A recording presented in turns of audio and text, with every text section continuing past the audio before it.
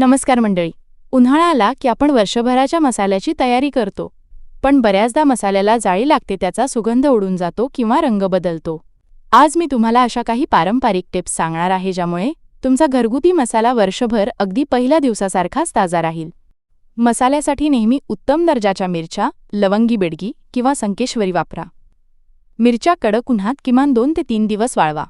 मिरची हातात घेऊन मोडली की तिचा कडक असा आवाज आला पाहिजे, तरच मसाला चांगला होतो. मसाल्यातील पदार्थ धणे खोबरंखडा मसाला भाजताना ते लोखंडी कढईत आणि मंद आचेवर भाजा. जास्त करपले तर मसाल्याला कडवट चव येते. भाजताना अगदी थोडंसं तेल वापरा, ज्यामुळे मसाल्याला छान चमक येते आणि तो टिकतो. मसाला कुटताना किंवा दळताना त्यात खडा हिंग वापरा.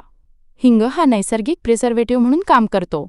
यामुळे मसाल्याला जाळी किंवा अळ्या लागत नाहीत आणि सुगंधही टिकून राहतो. मसाला तयार झाल्यावर तो पूर्ण गार होऊ द्या. त्यानंतर त्यात थोडं भाजलेलं मीठ मिक्स करा. मीठ मसाल्यातील ओलावा शोषून घेतं आणि त्याला खराब होण्यापासून वाचवतं. मसाला नेहमी काचेच्या बरणीत किंवा चिनी मातीच्या बरणीतच भरा. प्लास्टिकचा वापर टाळा. बरणीत मसाला भरताना तो चमच्याने दाबून दाबून भरा, जेणेकरून त्यात हवा राहणार नाही. वरून बरणीचे तोंड सुती कापडाने बांधून मग झाकण लावा. व्हिडिओ आवडला असेल तर लाईक करा आणि आपल्या मित्रमैत्रिणींसोबत शेअर करा. धन्यवाद.